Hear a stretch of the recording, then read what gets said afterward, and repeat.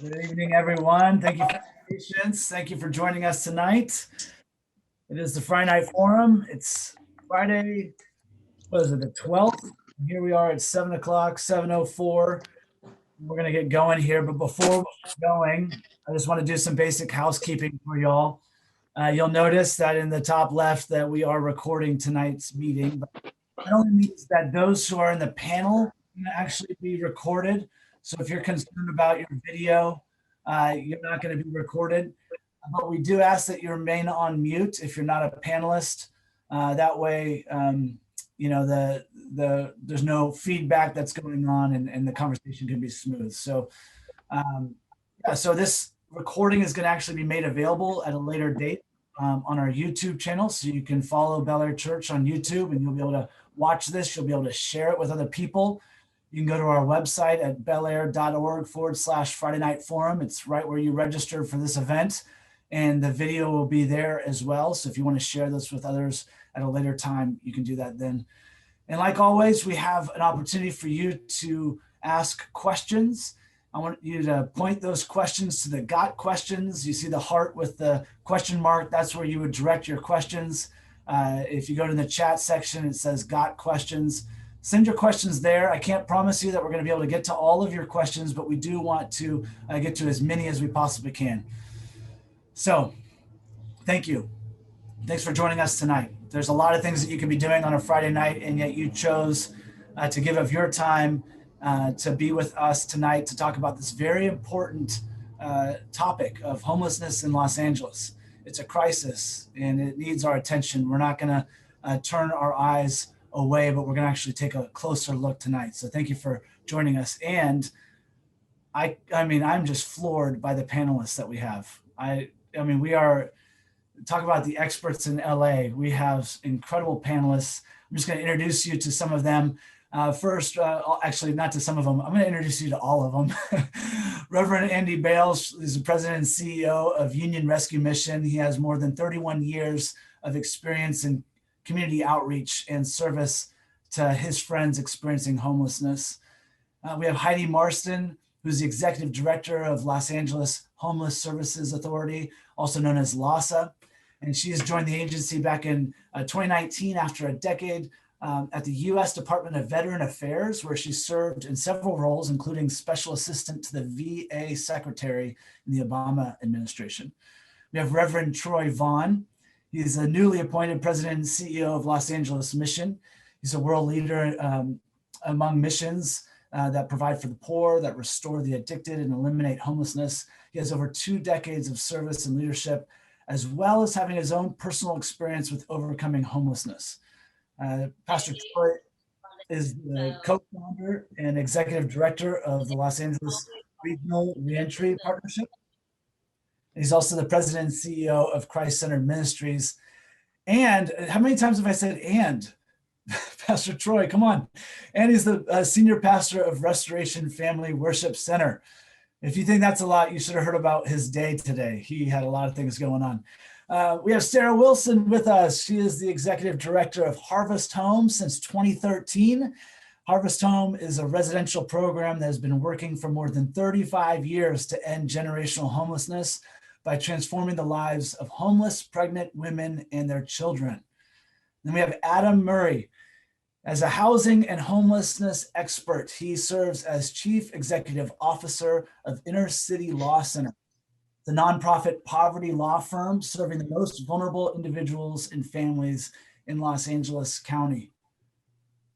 Wow, I'm humbled to be in this Zoom with you all. Thank you for your commitment to the women and men on the street, and thank you for your commitment to us tonight, that you bring the wisdom to share in this courageous conversation around a really challenging topic. And so for those of us who are listening to tonight's conversation, let's be ready to take some notes. We might come into this conversation with some preconceived ideas. Let's let some of those notions and preconceived ideas go. Let's listen. Let's allow our beliefs about homelessness to be challenged and to take what we can learn tonight and to let it shape our understanding and our actions moving forward. The homelessness crisis that people are facing in LA is significant. So before we jump into some questions from participants or even some articles that I've come across, I want to ask, a question. And I know Adam, you wrote 2 articles for the LA Times back in 2018, and you asked this question. I think it's really powerful. What if LA's homeless population were a city? Like, imagine that. And in that article, you stated that there were, this is 2018, 57,800 people approximately experiencing homelessness, which is the size of Arcadia. You said 2/3 of them are male, 4 out of 10 are African American, and when they only make up 9% of the population that would surround that city, 1 in 10 are children. That's 5,700 kids. This is 2018. 25% are over the age of 55. 26% sleep in shelters. It's like almost 75% are not sheltered, and 15,000 are in vehicles, tents, or makeshift shelters. This is 2018. So my question that I just kind of want to start with is, and feel free to jump in, Heidi, Adam, Sarah, everyone can chime in on this, but help us understand what the current state of homelessness is in LA in 2021. 4 to 5 will die tonight. Every day we're averaging between 4 and 5 precious human beings made in the image of God losing their lives because of that 75% number. Right now, I think we have, according to the LA County Department of Economic Development, we have 20,000 more people on the streets than we did during the count in January of 2020. We lost 165 people in January of 21 compared to 95 last year. So deaths were up 74% for that month. And overall, so far this year, deaths are up 49% after deaths went up by 32% last year. So far this year, so far since we passed Measure HHH, let me say this, in 2016, we have built 498 units of permanent supportive housing, but 5,700 people have died because of the wrong approach that we're taking. We're not taking an immediate approach that's rescuing the people on the streets immediately, and homelessness destroys people in every way. And we're in the worst shape we've ever been for number of beds, lower beds than we've ever had because of COVID-19 and social distancing, and more people on the streets than we've ever had. Even though we're all trying our best, we're not making it. Yeah, well, I have to agree with Andy. I think that there's no one size fits all model. I think we need to really go back to where we were in terms of understanding we need a multi-pronged approach to really attack homelessness. I mean, homelessness, the condition of homelessness it's metastasized like cancer, right? Like in the body of the county, right? And so we need to now be aggressive in terms of how we're going to isolate the cells that are creeping up across the county, right? And we need to really be understanding that we're going to need all of our community members, people of faith, community-based organizations. We're going to need more cooperative efforts within government itself, but also working in partnership. I think what's happening is that we have a lot of individual solutions. I shared this earlier before we broke into the public forum, and it bears repeating to the larger congregants of viewers tonight, is that when the Lord spoke out, when they tried to build a tower, he said something that was telling that if we agree, there's nothing that's impossible for us to do. And when I sit in a lot of meetings on whether it's dealing with healthcare, whether it's dealing with homelessness, poverty issues, we're looking at the justice involved, the forensic population. It really doesn't matter. And what I see everywhere is the lack of agreement. about how to go about solving the issue. And so everybody wants credit, everybody wants to get it and I think the challenge to the church today is that we need to be very vocal about making sure that the dignity of the human life is at the forefront. What would happen if we all served like Jesus served, with compassion? If we all looked at our brothers and sisters with a level of compassion, what type of transformation can take place? And so there's really is a challenge to us as people. God has strategically placed leaders in position. And if we're leaders that are rooted in our faiths, then the people should be rejoicing, because that's what the word of God says, that the people rejoice when the righteous are in leadership. And so either we need a change in leadership or we need to see about who is actually at the helm, right? And we need to ask ourselves the questions: what are we doing to help problem solve the issue? We're unique here. I think this panel, I've worked with them, and I know that they care. But, a lot of times when we're in our positions and we're at the forefront in terms of what we're doing, we really have to see ourselves, and like at the LA mission, we really are now accepting the mantra and a mantle of becoming a mission without walls, because we see ourselves now responsible for being that conduit of bringing resources into communities that are underserved, right? Like for so long, people trust us, we have a great brand, people want to give us resources, but we have to connect those resources, because oftentimes in our communities, people with the solutions and to solve the issues that they're facing in their own communities are furthest from power and resource. And so when we are placed in a position to be that conduit, then we have a responsibility to become that conduit, to bring those resources to the communities that need it the most.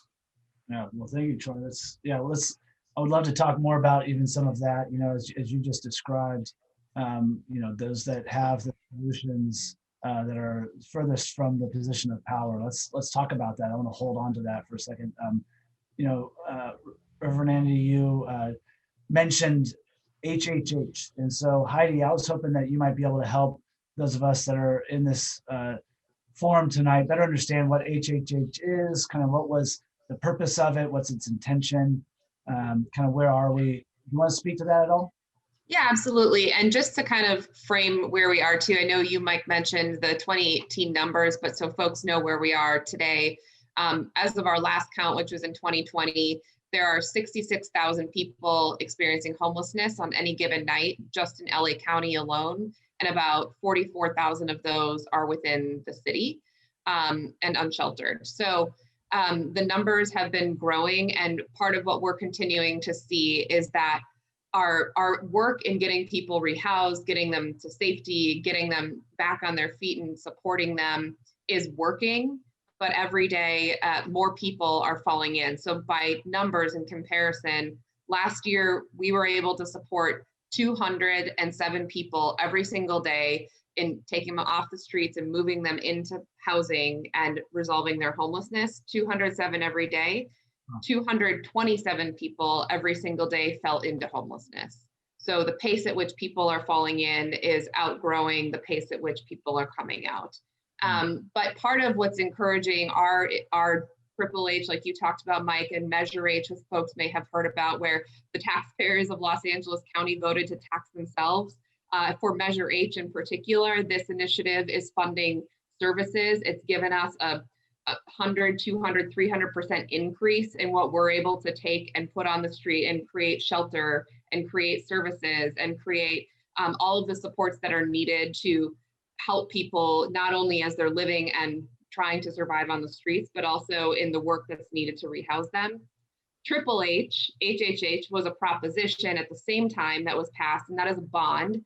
And the goal of that is to create that permanent supportive housing. And permanent supportive housing is really this model that says there are some people who can live on their own, but they need those wraparound supportive services to make sure they can maintain their homes and their housing. It's not everybody, but there are some people experiencing homelessness who need that. So these, the Triple H dollars are going to create new units. It's 10,000 units over 10 years being built in the city of LA that will be a resource for people experiencing homelessness. And to Andy's point, it is a great start and we are working on it, but it is certainly not enough. And I think it's one of many things that we're all looking at to think about what are the variety of solutions that we need to create and opportunities we need to create so that folks have a place to go. Thank you, Heidi, for explaining that. That's really helpful. You know, as I hear this, Sarah, do you have a unique perspective as you're working with women, pregnant women off the street? How has that been? How's that shifted? Has that changed? Is that ramped up like everything else is ramped up? What do you see? Yeah, so to kind of share the perspective, so we do work primarily with women or solely with women who are pregnant and who are working to transition out of homelessness as they prepare to have their babies and really focused on building a future for them. And we see that 5,000 women a year in our city are experiencing homelessness, and yet there are fewer than 100 shelter beds for those women. And so there's such a gap, and certainly we're in this corner, you know, serving a niche population of women who are walking through these challenges. And man, I sit here and I hear what Andy and Troy and Heidi are tackling, and I'm just glad I'm not in your corner. So thank you for all that you are doing, because I know it does take all of us coming together to work to solve this. I do think one thing that's important when we talk about what homelessness looks like right now, also talking about what housing looks like, because that is what we are really coming up against. We have so many moms, these moms that we serve are working to end generational homelessness. Many of them entered homelessness because it's a generational pattern or instability that they've experienced in their life growing up. And so they're excited, they are working towards getting jobs and budgeting and learning all these skills. And then they find a housing market that they can't afford. I think it was last year, units short of affordable housing in our city, 500,000. The average one-bedroom apartment in Los Angeles is $2,300. Yet, if you use the 30% rule of 30% of your income going to housing, those individuals that are working full-time, minimum wage, can afford about $700 a month, and only 11% of the units in our city are below $1,500. So I know I threw a lot of numbers at you there, but I'm sure that even many of the people participating, middle income wage earners, middle to upper income wage earners, feel that strain in their budgets monthly, and they're differently equipped than the moms and the families that we're working to help exit homelessness. And so we see both sides of it. We see this lack of housing and support for the women who are pregnant and trying to build a better future for their families, both on the coming in, and then also as they go out. There just aren't very many options for affordable housing.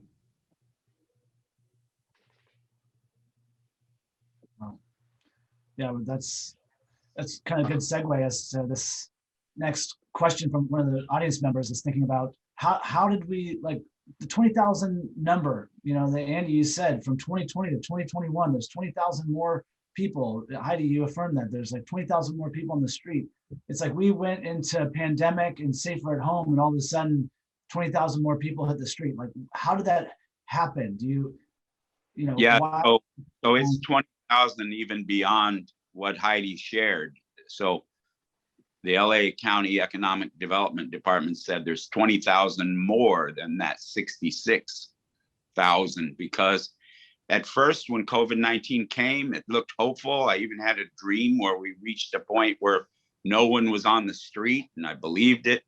But that was when community rec centers were built and opened up, and Project Room Key was ramped up, and all talk of so many hotels being purchased and leased, and people getting off the streets.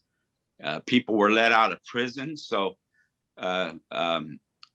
first of all, people were let out of prison on the streets with no backup plan. Project Room Key was ramped down rather than up eventually. Community rec centers went away. Shelters were halved or more.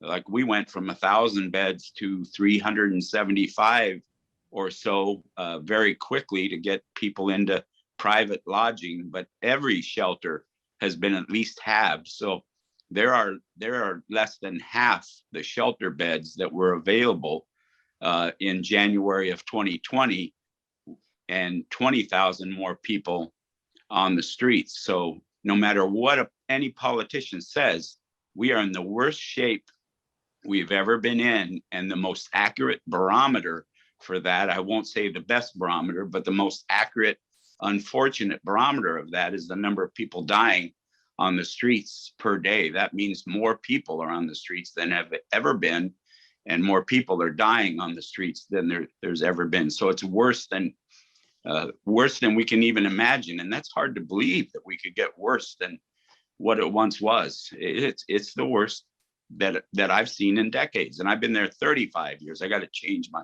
resume, I guess. Well, Adam, how, as you're hearing all this, where's your mind going? What are you seeing? What are you experiencing? How could you speak into this? There's so many things, Mike, and let me just start by thanking you for having me as part of this incredible panel. Is that you've got a great group of experts here to really speak to this issue. And there's a lot of things that go through my head as I'm listening to folks. I think the first is to reflect a little bit on how important it is that we all really step up and do more here. I have two kids who are 13 and 15. And if, heaven forbid, they were ever to become homeless, I would want anyone who could to do anything they could to help them. It would not matter to me why they were homeless, what they were struggling with, how they'd gotten there, whose fault it was, what was available. I would just want anybody who could, anybody listening to this right now, anybody on this panel, anybody who came into contact with them, to help them any way they could. And what you've heard is that we have, somewhere between 66,000 and 86,000 people every night in LA County who are homeless. And every single last one of them is somebody's son or somebody's daughter. And yet we don't have the sense of urgency that I think we need to bring to this issue. And so I'm pleased that you have this panel and that's bringing some urgency.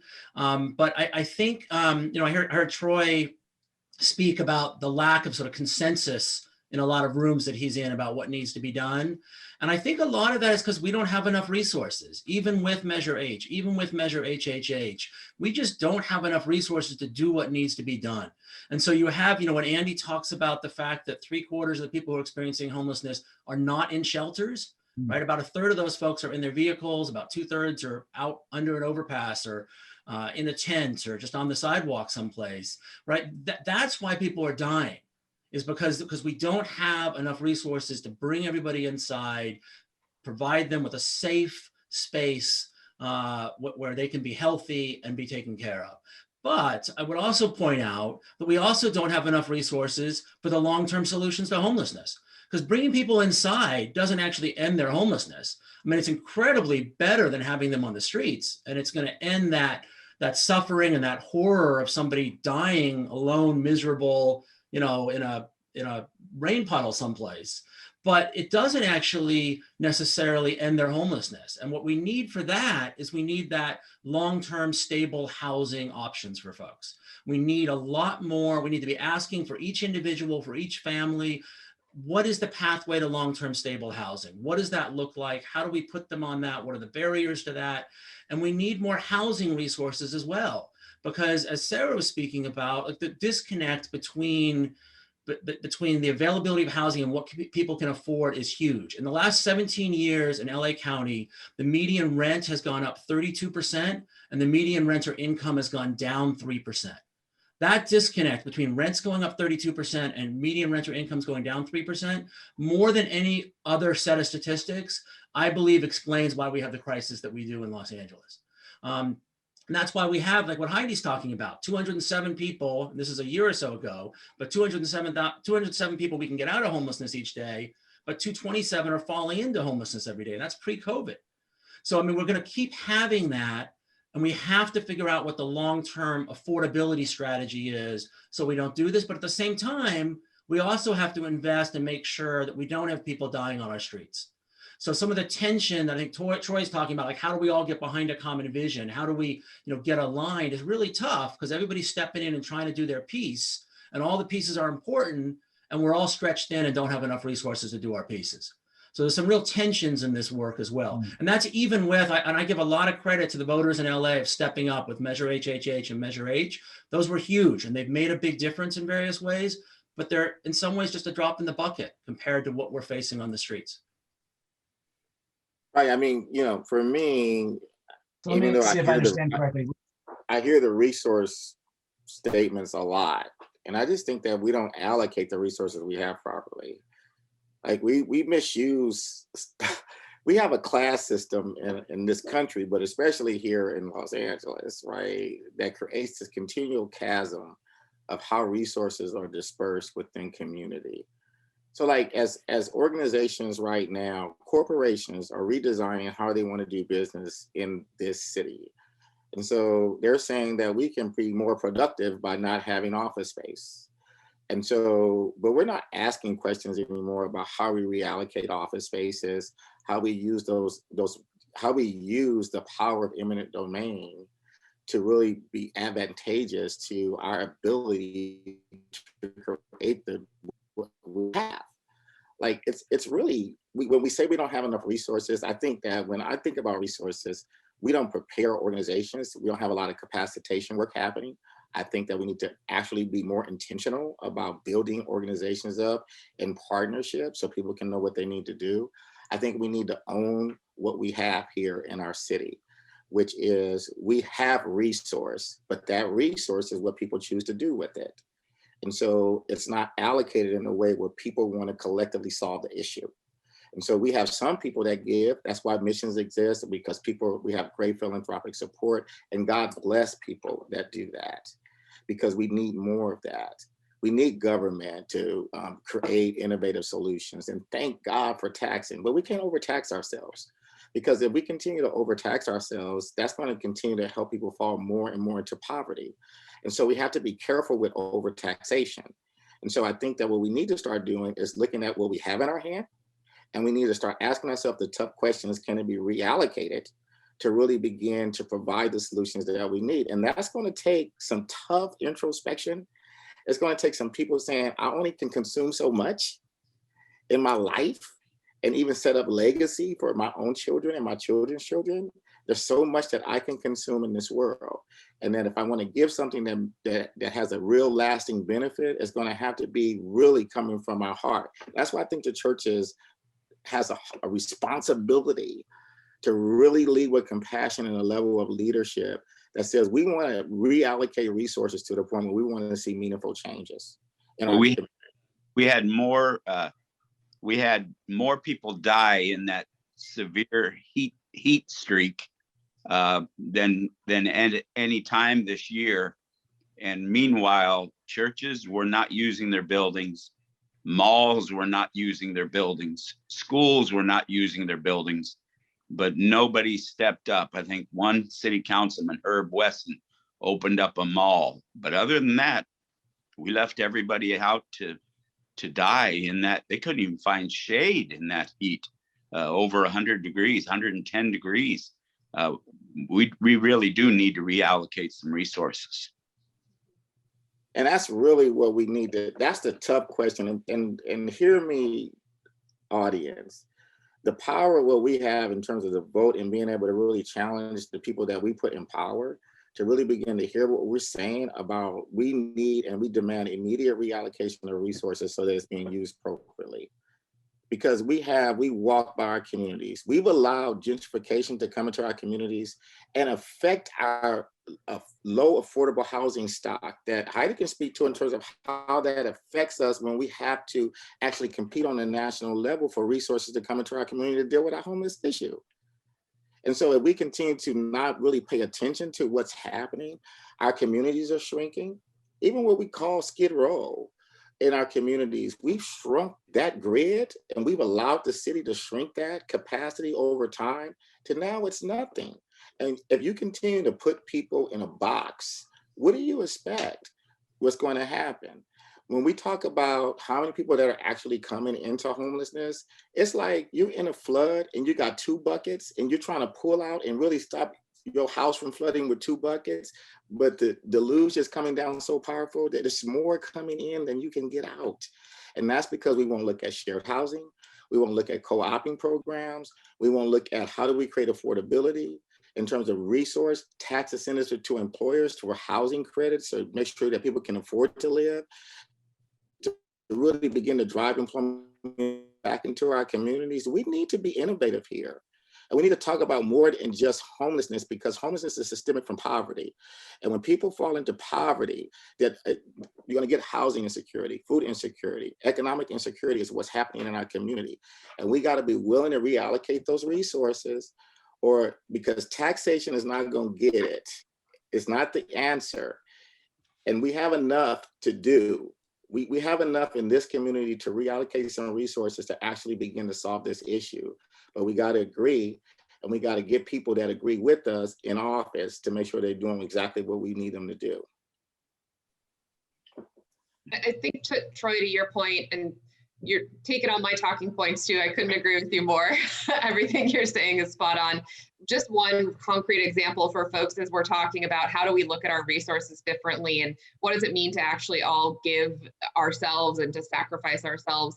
We have one of the challenges we have as landlords just generally, and being willing to accept people into their units who have a voucher. If your unit's $1,300 a month and you have somebody experiencing homelessness with a housing voucher that will pay $1,300 a month, you'd think it would be that easy, but it's not. And one real world example I went through this week is we had a house with 4 rooms, and there were 4 people right by that house that were experiencing homelessness.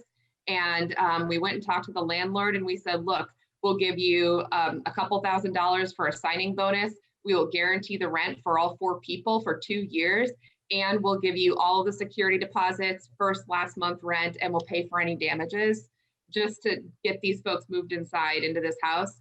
And the landlord still didn't want to do it because of the fear, because of the discrimination, and those are real things that are deep rooted in people that we have to start undoing and addressing, because it stops people from getting on the path to housing, to the healing that's needed, and to the change that we need to see it just generally in the society. Because to Troy's point, homelessness is just a symptom of deep, deep racial, social, economic injustice that's been allowed to be very pervasive and progress over the last decade, 2 decades, 3 decades. So we can end homelessness because we caused it, but it's going to take a lot of undoing and a lot of deliberate action from all of us collectively to move the needle. I think we need a revival of recovery too. Just There's some of that undoing that we might be able to do tonight, in the sense of what are some of the things. Can you repeat that, Mike? You froze.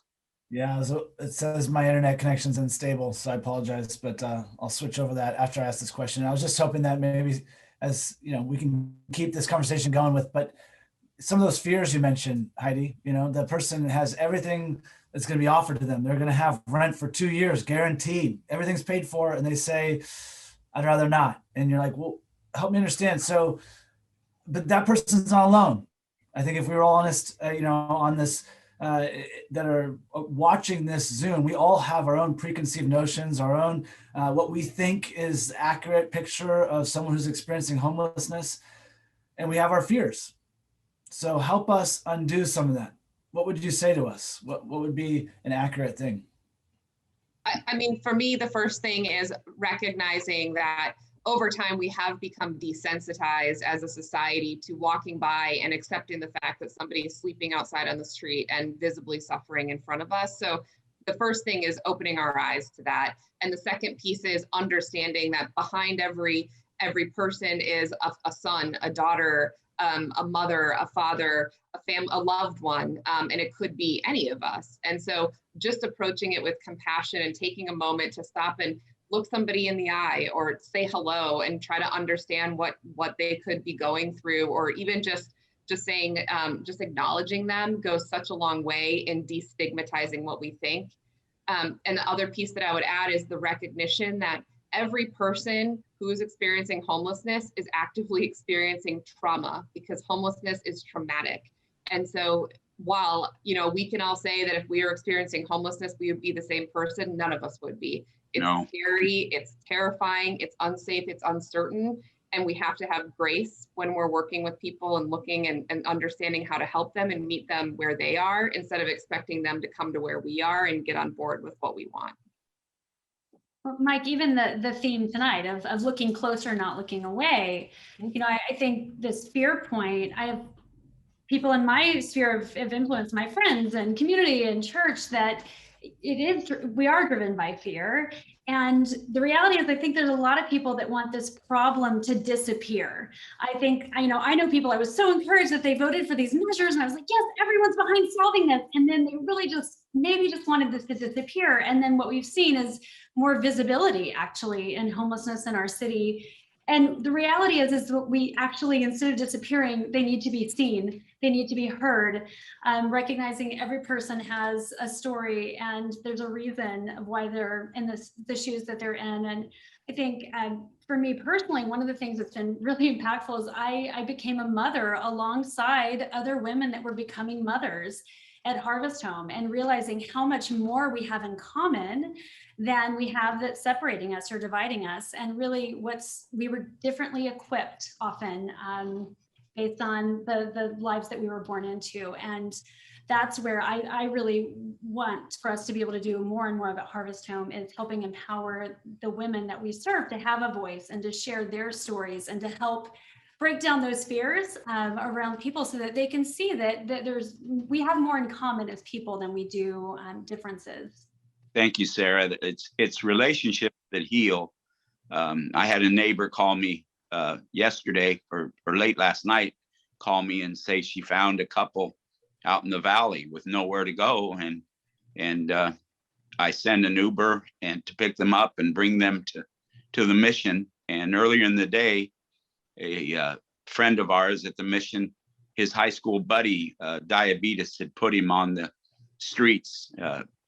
Grew up in a wealthy family, but his diabetes just wiped him out, and he was on the streets, and his buddy Ubered him to the mission, and we welcomed him. So it's relationships, reaching out to people and staying connected with people that end up actually helping someone. Yeah, you have to see, when I came home from the Marine Corps, I was dealing with drug-induced psychosis. And one of the things that kept me in homelessness, and I felt I was invisible, and to people that I was just not seeing when I was on the streets. And I think that in Acts, we got a really powerful story in Acts chapter 3, where it talks about, and they looked at him when he was in his condition as they passed by, and they said, look at me. And the word of God said he gazed at them. They saw him, he saw them. And at that point, a human connection was made, and something transferred in that. Dignity, divine dignity transferred between that encounter. And I think so often is that we get, necessitized with not being able to feel what other people are feeling. The word of God says that Jesus became a faithful high priest because he was moved with the feeling of their infirmity. And so I think what happens in our community, until it touches us or someone in our family within our immediate circles, we feel like we're disconnected from the issue. And I can send some money in, or I can get that, but it's not in my area. It's not in my neighborhood. It's not in my backyard, and I don't want it because it's removed from me. But what we're seeing with COVID is that anybody at any point in time can be impacted and affected and actually enter into homelessness. So more and more people are now being connected. So that's why you're seeing a more consciousness in terms of people rising up, because people are now being touched with the feeling of an infirmity. They're understanding that this can actually happen to me. And that when you look at the face of homelessness, do you see a Troy Vaughan? Do you see the president and CEO of the Los Angeles Mission and that person that's sleeping on the street? Do you see a former leader in this country? We do. We see that person, and we want to raise that dignity up out of that individual. And that's the question we have to ask. Who do you see? Or do you see them when you pass by somebody? Who do you see? Do you see a former leader, a former board member? Do you see a former person that's in your community owning a business? Do you see the potential? Do you know that that person was somebody's son or daughter? That that person is going through something? That they served this country for years and they got out and were dealing with an issue? What do we see when we see people that are homeless? And I'm challenging us tonight. I challenge myself every day in our team that we need to see the human in those individuals and the dignity that God created them to be. Because until we start seeing people, we'll never change the situation. And that's what we have to do. And we have to raise it to a point, to the rooftops, till people start listening and they start seeing people that, people are dying on these streets. Human beings are dying. They're literally dying on the streets every day. And we're continuing to go by. And if COVID did nothing else, it raised and it opened up, it like pulled the Band-Aid off the wound, and it says, you're gonna have to deal with me, because you have all these social classes, you have all these different community things. We have systemic racism that's happening in our communities that has really exposed healthcare that's why we have so many communities that are disenfranchised and don't have the appropriate level of healthcare. And even in our Skid Row community, we need more healthcare in our communities. Our federally qualified healthcare centers are doing an amazing job, but we need more. We need more services in communities. We need more mobile units that can go out and go into our communities. We need to be more creative in terms of what we're doing, and we need to demand it. That this is what we need for our people that are suffering on the streets. Our people that are coming home, people coming home in our county jail system, it's the biggest mental hospital in the nation. Mental health hospital is what our jail system is. And so when people are being released from jail, most people see a criminal, but they don't see anybody that's sick. They just see a criminal. And usually those individuals end up in some situations that's not a house situation. And so what are we going to do about it, family? And that's really where that's the tough conversation that we have to have. And we have to own it for ourselves, right? It has to be true to us first before we can convince anybody else that this is the solution. And when we do that, I think that we're on our road to recovery. Thank you, Troy. I think that there's a shift that you're talking about, the shift of not what is homelessness, how does that create a negative impact on my life, but how is it actually impacting the person on the street, and seeing human beings with dignity, made in the image of God, and how do we enter into that and bring help? You know, when you ask the question, what do we see? Is it, you know, that we're desensitized and we don't see certain people, but that we only see people that are shouting and screaming and that feel threatening, feel scary? You know, would you give wisdom to those who are watching right now as to who to approach and how to approach, who not to approach? I mean, is there just what would be, as opposed to not approaching anybody, like, you know, are those a few and far between cases that we just see and that we can actually engage more people with less fear? Like, no, I think that's why we have partnerships. That's why we have organizations like the Los Angeles Mission that exist, that we can create the partnerships and the bridge. You know, and then we do have response teams. Like we have a model that's in this city that's effective, and it's a multidisciplinary response team model, but it's not enough of them to go out. And so we can actually, because we have professionals in our churches, but are we having a conversation about how to create multidisciplinary response teams that can actually go out in volunteer capacities, that we can begin to share our resources? I know that when we have conversations with people in corporate America or our church communities, and we ask for, you know, everybody wants to give money, but everybody has gifts and talents too, that they can lend to the process of transformation. And I think that that's the kind of creative conversations and solutions that we need to be talking about here, right?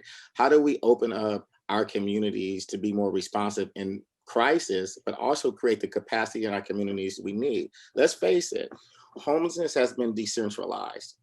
And we can't pull it back to a central location. As much as we would want to put the genie back in the bottle, it's never going to happen. And so because now it's decentralizing this in everybody's communities now, people are starting to get it. But what they're seeing is that these people are bothering me. They're in a space now. But that's what we did when we decentralized it. We put people out into other communities. We couldn't contain it anymore. And now the genie's out of the bottle. So what do? We have to decentralize capacity. Yeah. Capacity has to be decentralized to meet the need, right? Like we keep trying to centralize capacity when we're dealing with a decentralized issue. And so we got to now decentralize capacity so it looks like it's in community, so it can actually serve people that are in community. That's why we're becoming a mission without walls, because we quickly realized we still serve Skid Row. That's our primary people we're serving. We're never going to abandon where God placed us. But we're now going out into communities and partnering with these local communities to help bring the power and the resources to the solutions that they need. And we don't go in telling them, we go in asking. for their subject matter expertise, because they have the relationships, they have the ability to help us get into the community, to bring that resource to them, and it's working. We need to regionalize more that services, and as far as how to approach, the more calm and the more normal, as if you're meeting somebody at a professional conference or meeting someone for the first time, showing up under a bridge and pretending it's somebody's home and just saying, can I come under and visit a moment? The more calm and normal we treat people and look them in the eyes, and the better we'll be received. And if you have fears, then go get a friend and come back to wherever that person is. I had a church, great example. They called me and they said, Mo's on the corner and he's asking for money and drinking with it. What should we do? And I said, well, why don't you invite Mo to church? And they invited Mo to church. And then they said, well, we want to get him an apartment and we want to get him a truck driving job. And I said, well, if Mo's drinking, maybe a truck driving job's not the best answer. Why don't you make friends with Mo, and why don't you bring him to our recovery program? And they all came and brought Mo to our recovery program, checked him in, kept him in coffee for a year, discipled him and encouraged him every week. He had a mentor. When Mo got graduated and baptized in their church, it was a bigger day for the church than it was for Mo. And he's still doing well. He is a truck driver. And, miracles on one person even. I want to ask, Adam has a comment, and I want to make sure I catch it. And I know that he has an article that he also wrote about some of the stigmas that we can break down too. Yeah. I want you to do that, Adam. But go ahead. Sorry. What I'm also hearing is that it's not what can I do.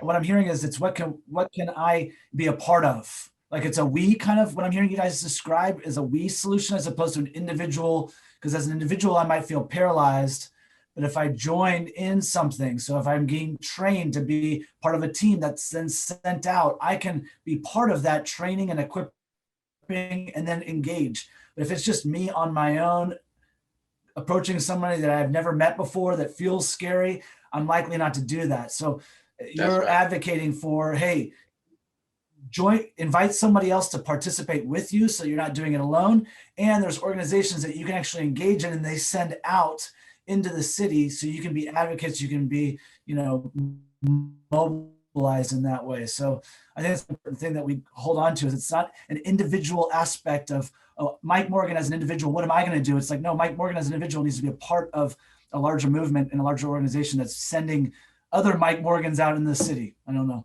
But Adam, as you hear this, and I know you have a comment, so I don't want to lose that, but I also know that you've written on some of the stigmas. Some people are asking from the forum, just questions about criminalization or some of the things about mental health and, those kinds of ideas like, oh, well, how many people are on the street that have mental health and shouldn't we just be afraid of that? And so one, what were you going to say? And then two, how would you speak to the stigmas? Yeah. So first thing, what I was going to say is that I think the engagement is important, and people stepping up and interacting with other human beings as you do with other human beings in your life, right? I mean, you interact with all sorts of people from all sorts of different backgrounds and different situations all the time as you go about your lives, but engaging with people as the human beings that they are, I think is important. And I think the way people have been talking about this and the individual transformation that can come from that, not just of the people who you're reaching out to, but to you as well, I think is important. But I want us to not lose sight of the fact that we also need to collectively engage on the fact that we have a system that we have set up that is leading us to this result. So it is important that we step in and help the individuals who are struggling, and that we engage, and that what that means about who we are, that we're helping people who need help, and we're helping them. And we need to do that. We need to do that individually. We need to do that collectively. But we also have to be really hard-headed about the fact that we have a pretty rotten system right now that has an enormous number of people living in poverty, has incredibly high housing prices for them. And we are setting them and us collectively up for failure because we're allowing that to happen. And so we can't lose sight of the more systemic issues that we also need to collectively tackle. And one of those that I want to highlight in particular is the racial aspect of who's homeless in Los Angeles. So 8% of people who live in Los Angeles County are African American, but 34% of those on the streets are African American. That disconnect is due to a lot of different things. To me, the single biggest reason is because the median wealth of a white family in Los Angeles is the most recent study that I've seen from San Francisco Fed is $355,000 for a median family wealth, average wealth. For an African-American family, it's $4,000. That disconnect in resources is why families, when something happens, they end up falling into homelessness. And so we got to look at those systemic issues as well around wealth and poverty and housing prices, in addition to the same time that we are stepping in and helping the individuals who are struggling. So that was my comment. To your more specific question, Mike, about mental health issues on the street. It's around a quarter of the folks who are on the street on any given night are struggling with mental health issues. So that's a not insignificant number, and it definitely plays a significant role in what they're dealing with and what the solutions are and what needs to be done to help them and to assist them with their situation. But I think it's also important for people to realize it's not the bulk of why people are on the streets or what they're struggling with. That's right. 3/4 of the folks, even the highest estimates, maybe it's 2/3 of the folks, but there's a large number of the folks, 2/3, 3/4, who are there for a whole host of other reasons, often largely because of economic reasons, but other things that are going on in their lives as well. So I think, while it's an important subset of the issue and a not insignificant number, I think in a lot of people's minds, it looms even larger than it is. When you leave people on the streets for decades, I can't even take 24 hours on the streets without having mental health issues. If I were on the streets for 48, because it is treacherous to leave somebody on the streets for so long. It destroys them in every way. The average woman who spends a year being homeless will experience more violence in that year than the average American woman will in her entire lifetime. So it's horrendous to be on the street. Sorry, Sarah, were you jumping in? I was just saying, yeah, that was Heidi's point of the trauma that, that comes also from being on the streets. Absolutely. Yeah. And then also our criminal justice system is atrocious here, right? Like we have, when you talk about African Americans, being caught in a system of perpetual poverty, it's a systematic attack on a people group that has happened in our society. And we see now all of this bubbling up because in our communities, and this is where we have to lean into this conversation, because, when people have been disenfranchised from home ownership, the greatest way that you pass wealth to your families is you're able to actually own homes, right? And that's how the majority of people, Caucasian people, have created wealth in this world, especially in this country, is by home ownership. When you have been disenfranchised from actually owning a home and cannot create wealth for your own family and the generations that you have, this is why you have classes. And then when you have laws on the books that intentionally attack a particular people group, that actually creates the criminalization that we're actually seeing. And then when we look at healthcare issues related to drug issues, that people are suffering from drug addiction, and we look at it as a criminal offense rather than an addiction or a health issue, that becomes a problem as well. And so when you see that, and that's how it is in communities of color, you get arrested for the same amount of cocaine in this crack, you're going to serve time. You get the same amount of cocaine in this powder, you're going to get a different outcome, right? Or depending on what kind of community you're in. This is a reality. And so over time, it's created these systems that are now being exposed with something like a pandemic, right? And now, but it's been happening for years. This has been happening for years, but now people are being, awakened to the fact that these issues are here. But how do we begin to do it? And so you have to do it in a way that brings, parity across the board, but actually start restoring dignity to communities. Mm-hmm. But we have a lot of work to do. So Adam is right, in terms of the impact on communities of color. But then we throw Band-Aids at it in our communities, right? We recognize it from a number of data metrics position, but then we don't really begin to solve it because we don't restore it back to where it needs to be. And so it's a very important conversation. But as it relates to homelessness and how we begin to attack it, we just have to start with the individual that comes to us. And we have to begin to partner in community with one another so that we can begin to address the individual. And the only way we can do that is for us to see them. I repeat that. And to us to get down to the human level and to see ourselves in that. Listen, when the AIDS epidemic hit our communities, and we thought it was just one particular community being impacted by it. But then when it started to infiltrate other communities, all of a sudden people got focused on the issue, and then they begin to get to solutions, right? And it's the same way with anything. When it impacts you, when it impacts someone you love and someone you know, that's when you get involved. When it's away from you, you don't want it near you because you don't want it to upset what you're comfortable with. But that's what we have to challenge in our society. And each one have to do our own soul searching for that. Why do we get involved with what we do? Why do we have faith? Why are we believers? What moves us to do the work that we do? What's connecting it? How do we communicate that to our children and then our children's children? What are we doing to break the cycle in our own homes? To first educating ourselves and then get involved in the conversation in a very proactive way. And that's really where it's going to start, in my opinion. Well, I think that you bring up some amazing points. And I think that we need to be honest with ourselves as to what is hindering us from engaging. And, maybe this is part of the courageous conversation, but some of our audience members are asking the question, how do I'm a woman and I feel like it's unsafe for me to approach somebody. In fact, I know a friend who was attacked by someone who was homeless. And so I don't want to engage somebody on the street. I'm afraid. Or, the question of like, how many people are on the street because they're addicts and they, that's the reason, or they're, those that want, I've heard things like, oh, they want to be on the street. People don't want to get off the street. They like living on the street. I mean, I've heard those. I've heard people say that. 5 years, I've never met anyone who wanted to be on the street. They're stuck. They're stuck in a choice because they have no other choice. And if you offer them a better choice, I guarantee you, they will take it. I've had people sit and tell me, this is where I want to be. But it's a mirage. It's a trying to shield the real hurt that's in their life, living underground, avoiding the IRS or whatever reason it is.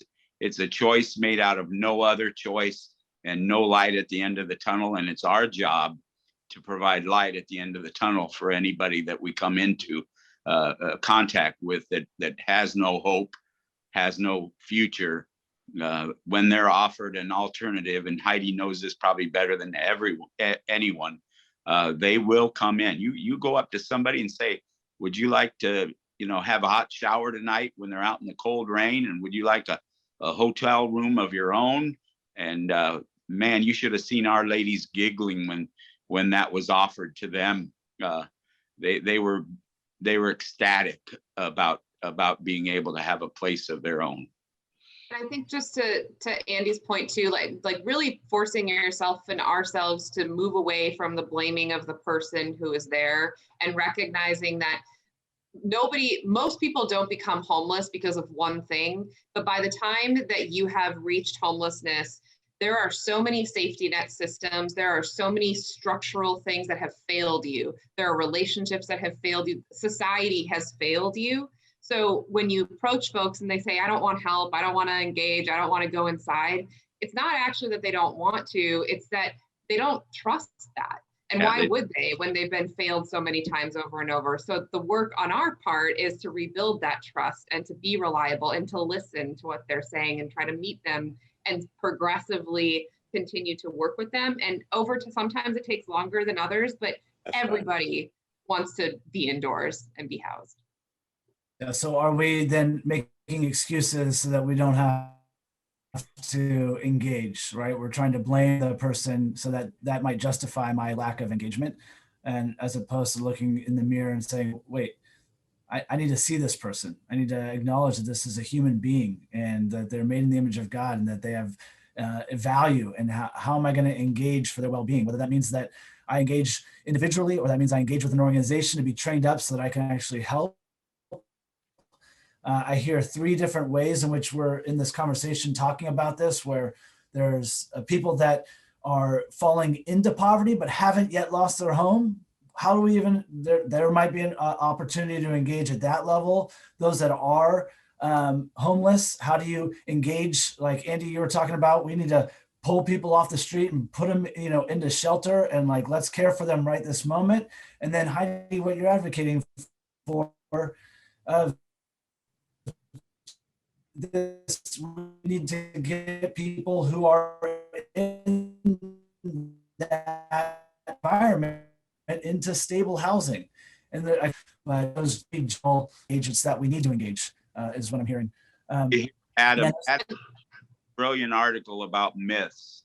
I'd love Adam to share some of those myths that people come here to the warm weather to live in LA, when by far most Angelenos are, most people on the street are longtime Angelenos, but Adam has the most brilliant list I've ever read. So it's been a while, Andy. I do remember the piece of it about people coming here, though, from elsewhere. That's often a sense that people have that, it's not an LA problem, that people are coming here for the weather. But when you survey folks who are on the streets and you ask them how long they've been in LA, I think the most recent numbers are that 80% of them have been here for at least 5 years and 70% have been here for at least 10 years. And those numbers are almost identical to Census Bureau numbers for people who are housed in Los Angeles. So, it is true that some people come here and end up homeless pretty quickly, or they come here maybe even when they are homeless, but they, that's not happening any more so than people are just coming to LA in general. LA is a pretty amazing place to be for a lot of reasons, and a lot of people come here, but the people who are on the streets are really reflective of the people who are housed in that respect. And so that's definitely one of the myths. The other one I already mentioned earlier was the level of mental health struggles within folks who are homeless, and it's significant. And I should have mentioned what you said, but I really want to reiterate it, that being on the streets is really tough for your mental health. So, you've got, it's not just that you're falling into homelessness because of mental health struggles, but if you have them, or you may develop them, or you may exacerbate them, or are likely to if you're on the streets. So those are 2 of the biggest myths. My favorite misunderstanding, I won't call it a myth, but the interpretation of the church of Jesus saying the poor you will always be with you, but he was quoting Deuteronomy that says the poor you will always have with you, so extend your right hand and lift them out of poverty. So they don't finish the sentence of the quote that Jesus is quoting. It's not an excuse for inaction. The poor you'll always have with you. I hear it all the time. That was not an excuse. That was a call to action. Right. But it's all a wake-up call too about a class system that creates the poor, right? The reason why the poor is always among us is because we have systems to create poverty, right? Like, and so we do have a call to action, but the action is to change those systems, right? Like, it's not just lifting people out of poverty, but reversing systems that create the poverty in the first place, right? Like, so it's all of these things that we have to do in our society to really have the lasting impact that we want to have in our community, right? I just think that we have an opportunity here to do a significant amount of work to transform. I think what I see happening in the spirit, and I'm going here because we're a church right now. We're dealing with our faith, and we're talking in a faith community. And I think what I'm seeing is a shift that God is strategically positioning people in leadership positions so that we can begin to unify and agree about approaches that we need to do. And I think that we need to recognize that shift because we're getting ready to have the greatest outpouring, right? There's a shift of economic wealth that's happening in our society right now, and we need to be conscious of that and be aware of that. So we know people have resources because people gave generously during the pandemic. Right? Like, people respond in crisis. That's the human nature and the dignity that we have as human beings, especially created in the image of God. And those individuals, they respond in kind and in light. What we now need to do is hold others accountable because God has put us in position to do so, right? When I look at these dynamic leaders, all of them have a leadership role and a responsibility in our community to impact homelessness, right? But if we start getting together, one of the things, I already spoke to Andy about this, and I spoke to Anita Nelson over SRO, and I'm speaking to other CEOs. Years ago, we used to have Hope for the Homeless. And Andy, you remember Hope for the Homeless because it was a collaborative project that we did from all the leaders that were in Skid Row. And one of the things that was so impactful about that project is that we were able to show collaboration at a high level where we created a program that had the greatest community impact that I had seen when I was working on Skid Row. And I've been working down there for a long time. But we've gotten away from that level of collaboration. And I think that what I want to challenge us is coming back into Skid Row now that God is bringing me back with a challenge to us all, that we find a way to collaborate, that we find a way to hold ourselves accountable. It's easy to say, government, you're not doing this job. But we can now say, hey, look, we want to create we want to be the change that we seek. Right? And we want to have a conversation with Heidi and say, Heidi, we have a project for you and we need LAHSA to help us fund this project. And we will raise support documentation that we can support a project that can actually have community impact. And let's be the change that we seek ourselves.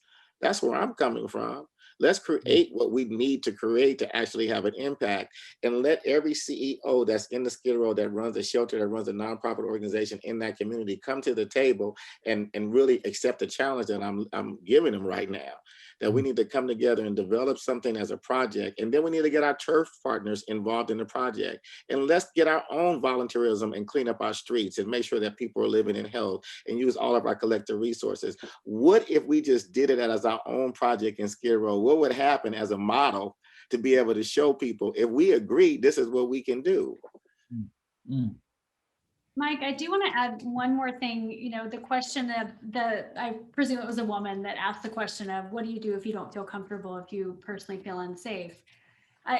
That's a very real experience, right? For someone to have. I think there's also a question of accountability there. There's the personal side of that, but also the corporate and the church side of that. And certainly, since we're gathering as a church community together today, I think a great question we can ask ourselves in that way too is, are the individuals that come to our churches and to our faith communities that are experiencing homelessness, experiencing these challenges and economic hardship, what is their experience on our pews? Are they accepted? Do people gather around them? I shared, Mike asked me about this photo behind me when we first hopped on, and I actually think Bel Air has done a good job of this. Not that it's easy for people that are experiencing economic hardship to get up to Bel Air, because it's kind of, you have to have a car to get there. But Bel Air has family camp every year. And Maisha, actually this young woman over my shoulder, has participated in family camp with the Bel Air community. And after that, she became part of the family. There were people that she met at camp that came by and picked her up and drove her up to church because she couldn't get there on a Sunday. And that type of thing of welcoming, of building a true relationship and treating someone as a sister or a brother and as a church, community member, I think is a really important thing. And so, I think we can be paralyzed by our personal fears in our communities, and that's one thing to get over. But I think another thing is to look in the mirror as a church community and say, are people comfortable approaching us and being a part of our community as a church? That's really good. That's really good. Heidi, as I think about some of the questions that have been brought up or some of the statements that have been brought up, I was wondering if you could speak to these broken systems that have been brought up, and just like even the housing costs.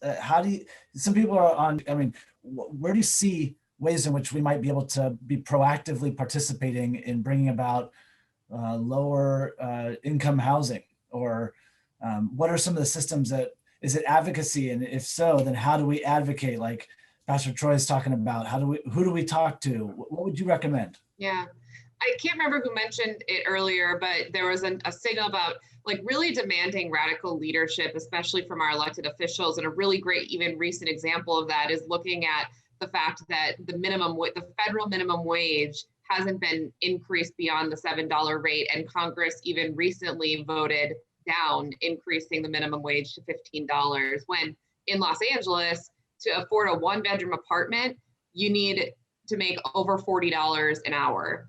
And so those two things don't make sense. And so we have to start right sizing. If we're going to increase the cost of living, it continues to outpace what we're paying people, and we're going to make the gap bigger and bigger and bigger. So I think that's one really fundamental piece, is looking and learning at our elected officials at our local level, our state level, at our federal level, and challenging them and ourselves to do more, and pushing for support of not only building new housing, but bringing accountability to the systems that are pushing people in. We've talked about the criminal justice system. We've talked about just the development of new affordable housing. We've talked about landlords who either say no or who are evicting people. I mean, part of Adam's entire work, the reason that Inner City Law Center exists, or one of the large reasons, is because people are illegally evicted over and over and over again, and don't have the advocacy and don't have the counsel or the funding that they need to fight for their housing. And so all of these things, we have to stop looking at getting housing and treating it as a privilege, or you need to pick yourself up by your bootstraps and get a job and get to work, because it's just not that simple. Housing should be a fundamental right, because it is a basic human need. It's on the Pavlov hierarchy of needs, shelter, because it's health.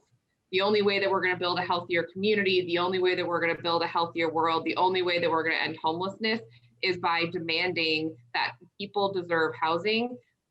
We've talked a lot about addiction. We've talked a lot about mental health, and that stands out a lot of times in unsheltered homelessness, because you see the people who are having psychotic episodes or running across the street and are doing that. But we have to remember that, yes, there are people experiencing homelessness who have severe mental illness, but there are way more people who are housed who have addiction and who have severe mental illness. So it can't be something that we use to judge, because there are plenty of people who are on the other side of that too. So I think just continue pushing elected leaders across the board to right size all of these systems that have been allowed to grow, and this wage gap and the wealth gap just continuing to grow and grow and grow. And it's going to take all of us not only pushing them, but also all of us being willing to give a little and sacrifice a little so that others can have a piece of that. Yes. Word. Good word. Sarah, Adam, as we've been having this conversation, are there things that from perspectives that you might highlight from your angle? We lost you there for a minute, Mike. Can you repeat your question? Or maybe we just get to answer whatever question we want, Sarah. There you go. It's a grab bag. It was a really good question. I think that's a good idea. That's better than the question that I had, I think, actually. No, that was basically the question, was from your perspective, based on the conversation we've been having tonight, is there anything that from your angle, you want to highlight? Like, what are we missing? What are we not talking about that you really want us to sink into? So you want to go first, Sarah? You can go ahead, Adam. So I guess I don't think there's much we want to talk. I mean, we've had a pretty wide-ranging conversation about various aspects of our homelessness crisis and how we tackle it. I guess I would lift up two things that I just heard from Heidi. One is that by definition, what's missing when someone's homeless is a home. I mean, that is the thing that is missing.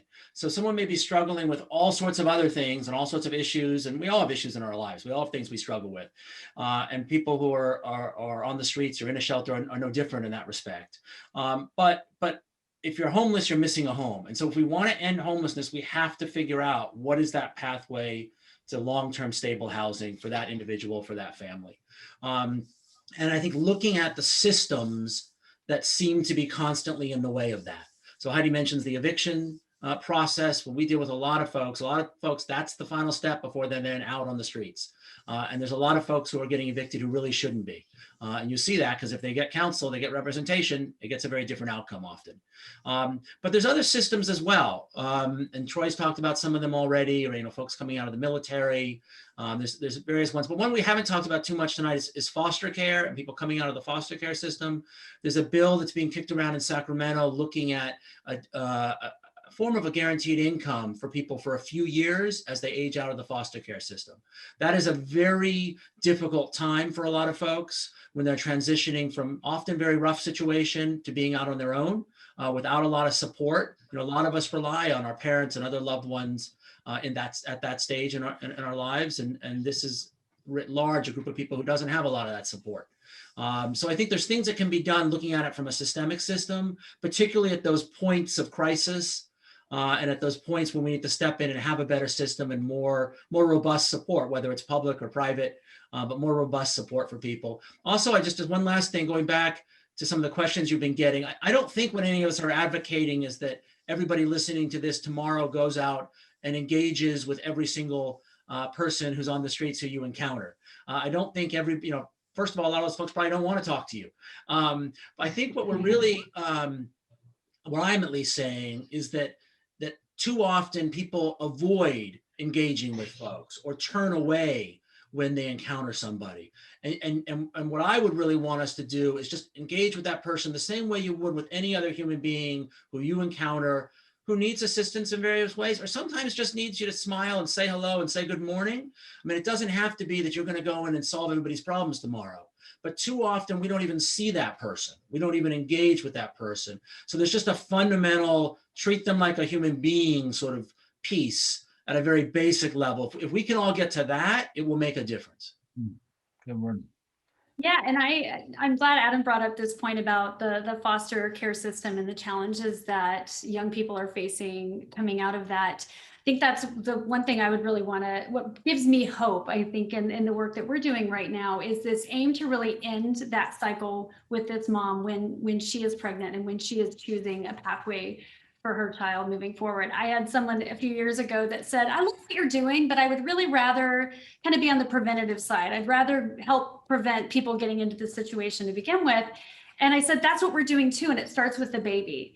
And realizing that that's definitely the long game, that's taking the long view. But the reality is that so many of the women that we're serving are in this situation because of the generational cycle. And so helping to meet them where they are at a crossroads and partner with them and walk with them and help restore that dignity and hope. And that's what gives me hope, is that we have these women who now have a hope for their children. They see a different future.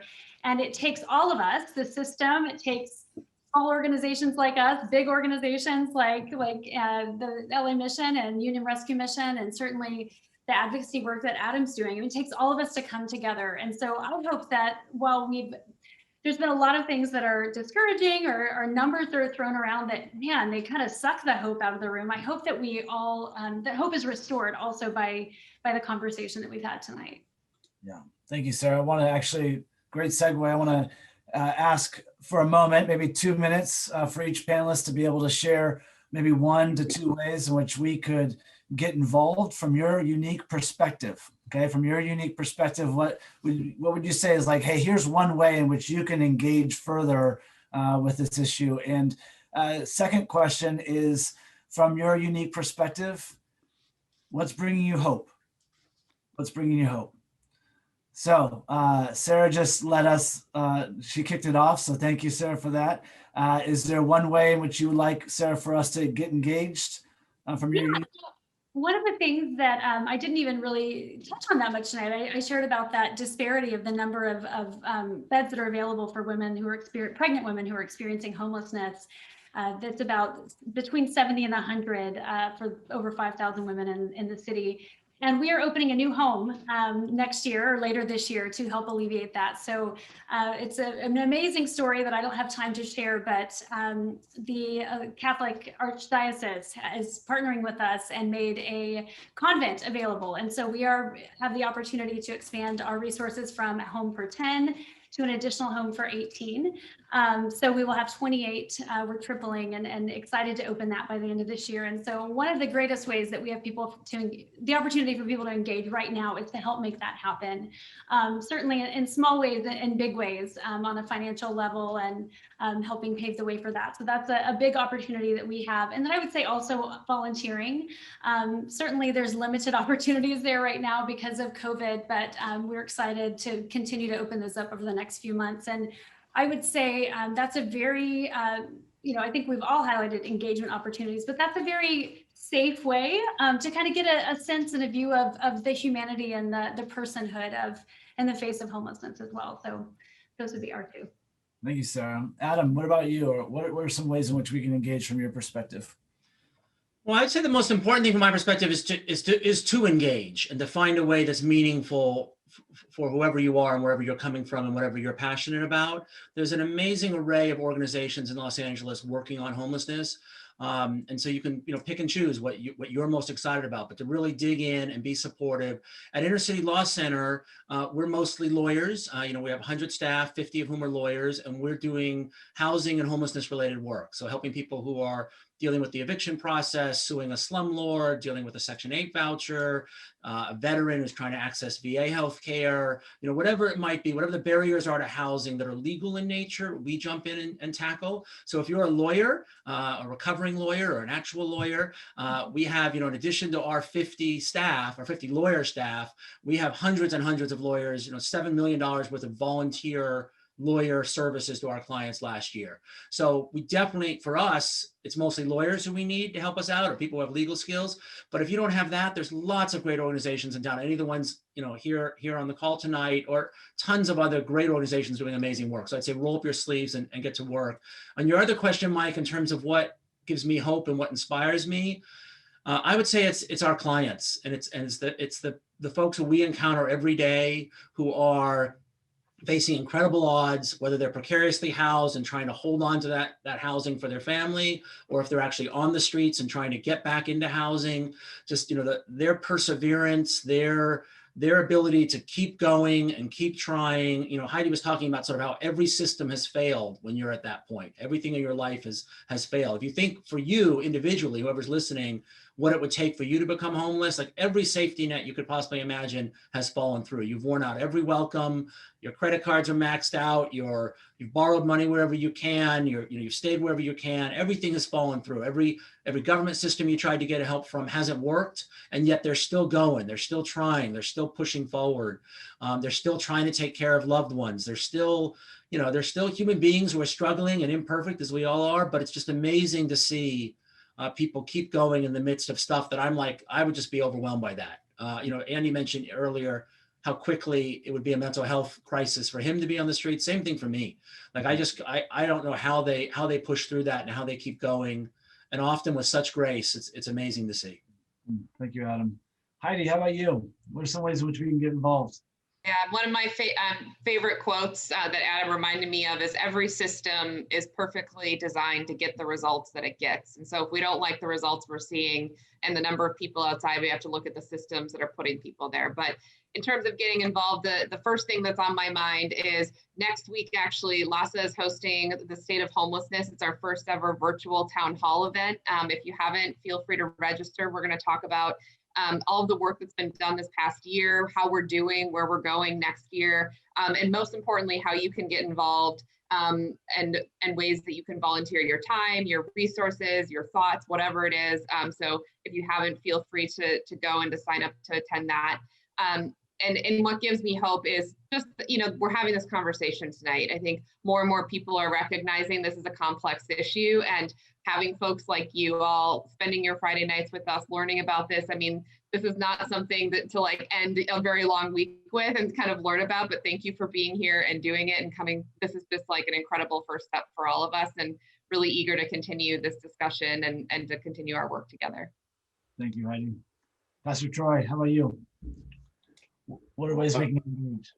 Well, you can get involved by going to losangelesmission.org, and you can seek volunteer opportunities. You can do financial donations. You can give gifts in kind.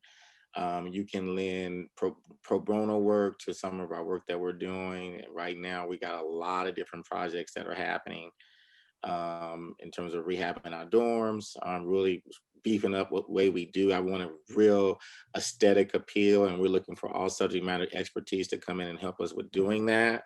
So a lot of ways to get involved right now at the Los Angeles Mission. You can come and be a part of working with our outreach team to really learn how to do outreach in an environment. If you feel like you're not safe, come learn with our outreach team and build your confidence up, knowing that human beings are just being human beings, and you can reach out to them and serve and hand them a food box or a hygiene kit, and we'll help you do that, right? Like, so you can come and be involved at any level that you would like to be involved. But I think, like others have said here, just get involved. Right. I think that's the, don't sit at home. And things that give me hope is, tonight we had a graduation, and I had 19 people graduate from our program tonight. And, I ran from that graduation, and I'm very excited to see that when I see people actually coming in without no trappings to housing, just coming in and being loved on, and they're finding their own solution. I think that's what it is, right? Like, when we just allow people to come in and be housed and not force anything on them, but just really create an environment where they can self-select into a process, that's really what it's about, right? Like, I think that when we say that, housing is a basic human right, that's what we mean, right? Like, and it shouldn't come with trappings, right? Like, it should just be, here's a bed, right? And then we'll feed you, we'll give you a meal. And by the way, if you want, we got programs here. We got people that can help you do that, and you can self-select, or you can just rest here comfortably without pressure, right? Like, and so I think that's really what it is. But every day I get to see myself. I get to see myself and the possibility of hope and transformation. And I'm just got a blessed life because I get to, look at somebody and see another Troy Vaughan, and say, wow, it's possible. And you're going to do this thing. And so what a gift that God gives me every day, that I'm reminded of the hope every day. Every day I get to get up and go to a place that I'm reminded of hope and that it's possible. Transformation is possible. So I'm really blessed. Thank you, Pastor. That's beautiful. Reverend Andy, how about you? What are ways we can get involved? And from your perspective, what's one way and what brings you hope? First of all, thanks to Bel Air Church, who's been instrumental supporters for years and years. And we couldn't have done any of our work without you. You make it all possible. We need your prayers, and we need brave, courageous volunteers to still gear up and come and volunteer. We've had some folks make it throughout, but when you operate a place with 40,000 volunteers a year, and that drops to in the hundreds, it's a change. And we've had to adjust becoming a mini hospital throughout COVID-19, and we made it through, but we can't do it without your support, your volunteerism. And also, we're launching a satellite in South LA for 86 families. It's being built. We're just a few million short of our $54 million goal. So any gift would make a huge difference. We're going to open it up for 86 families, 379 individuals, moms with kids, dads with kids, two-parent families with kids. What I've said, if you have kids, you can come. So grandmas with kids, uncles with kids. We're going to help 86 families in South LA because we believe in decentralizing services, regionalizing services, go to where the people are rather than asking everybody to come to Skid Row. We're also opening up our second thrift store. It creates jobs. It creates a net income that comes back to the mission. And so we're opening up a second thrift store. So have a spring cleaning. And if you've gained any weight over the COVID-19 days, you can, give them away and then go out and shop for new clothes or shop at the thrift store for other clothes. But we'd love to have you get involved, and would love to see you at Union Rescue Mission, and together we can all make a huge difference. Thank you, Andy. Well, there's so many questions that we didn't get to tonight, and in some ways I'm glad, because it was not meant to be all wrapped up in a bow. This is not just a one and done conversation. And if you care about this and the questions that you have, you're going to go find out some more information about those questions. And maybe those questions are going to drive you to that next step of engaging further. So don't leave your questions in the chat. Take your questions with you, search them out, find out more information.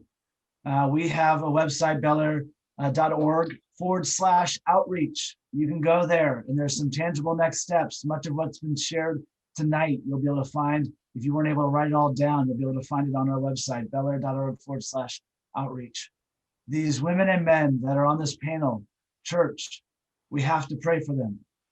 We have to pray for the women and men that they represent, that are tirelessly working with frustration. They come into a Friday night at 7 o'clock till 8:30, giving of their time to communicate. But this has been a long week.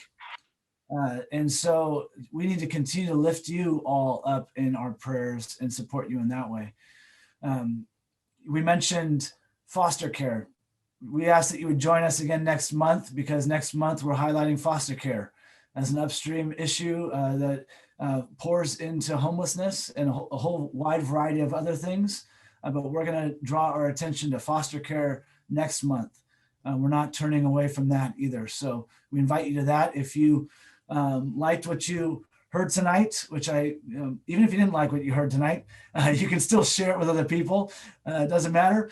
You can follow us on Instagram. This is going to be posted on our YouTube channel. This isn't just stay in this evening. We want it to be shared. We want this information to be communicated to even a broader audience. So I just want to thank you all, panelists. You've been incredible.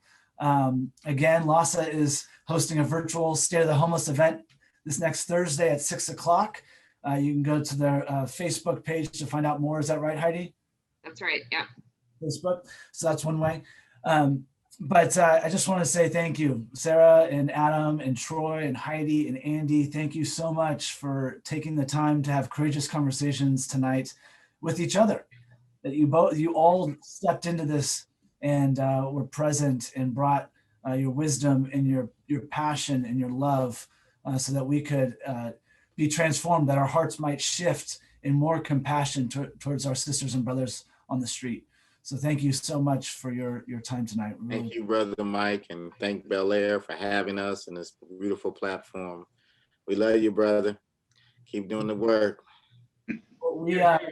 We would love to end our evening tonight at this point, but we also want to invite some of you that would want to go into smaller groups. We can do breakout rooms to have conversations with one another. So if that interests you, you're welcome to stick around, and we'll put us in smaller groups to talk about this and maybe think through ways in which we can further engage tonight. But I want to let our panelists go, because you're exhausted and you need to have some rest, as if maybe after this you probably have something else you need to do, but hopefully not.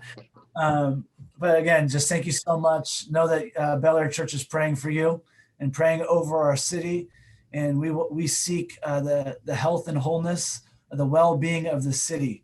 And when the city thrives, we thrive. And so that's what we're longing for from Bel Air Church, for the revival and renewal of every person, every neighborhood in the entire city. That's our prayer. So we're praying over you on a regular basis. God bless you. Thank you so much for your service and your gift to us tonight. Man. Thank you. God bless you. See you, Sarah, Andy, Heidi, Adam. Good to see you. Thanks for having us. Welcome. Thank you so much.